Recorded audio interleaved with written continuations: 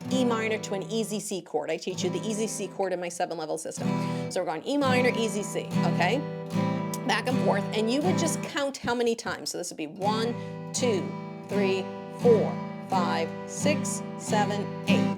And for a lot of students, it's maybe 16, 17. Some people get in their 20s, okay? I very rarely, actually, I don't think I've ever had someone who started in like their 60s or 70s, okay? It's too fast. Your fingers just aren't used to moving that fast. Maybe if they've played guitar before, but for most people, they're starting off in the teens, the 20s, maybe the low 30s, all right? So what you would do is then you would set this metronome. So say you started at 30. So this would be your speed. It's very slow. So it'd be E minor, C, E minor, C. All right, so you would write this down, that number, and then next week you would come back, next week you would come back, and eventually what you want to do, I'm going to just boost this up to 60 for this demonstration, okay? So now what you would do is you want to push this metronome to get you to go 1, 2, 3, 4, 5, 6, 7, 8. Now, with this exercise, something a lot of students confuse is they think it has to be perfect, all right? I am a perfectionist myself. This exercise is trying to get you to go faster. And I always tell students, when you're trying to go faster, you have to sacrifice a little bit of clarity. So maybe you can play these E minor and these C chords perfect at a very, very slow pace, but then you pick it up to 60 and it starts sounding like this.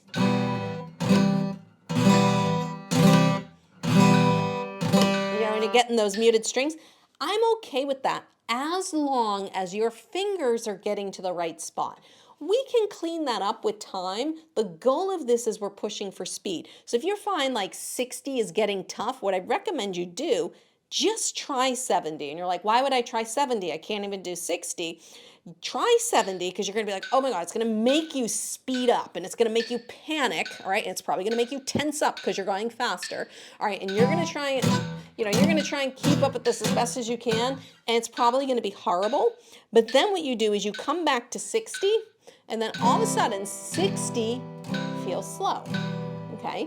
So it's just a little psychological push to remind yourself, go faster, push yourself out of your comfort zone. A lot of people are scared to go fast or push themselves out of their comfort zone. So I would work with this metronome, 1 chord change at a time, and do it for a minute, okay? At whatever speed, and maybe you do 30 seconds at a slower speed, 30 seconds at a faster speed, but work on each chord change. 1 minute, maybe 2 minutes if you want to. That's what I do with my students in my course. I say, hey, you're gonna play along with me for 1 to 2 minutes, and we're gonna work on doing chord changes together, and that's what we do. You have to get that repetition in to get these chords to move faster. Now, on the opposite side of speed, I said is going slow, right? So now when we go slow, we can focus on clarity.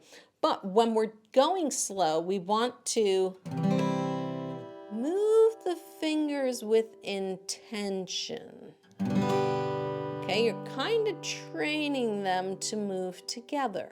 Okay, so if you watch on the close-up, you're gonna see my fingers. I'm trying to get in the beginning, most students build their chords like this, just 1 finger at a time.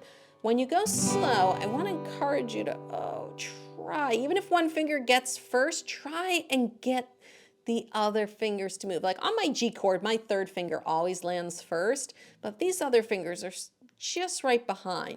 So going slow and really focusing on relaxing and getting those fingers to move together is super, super important.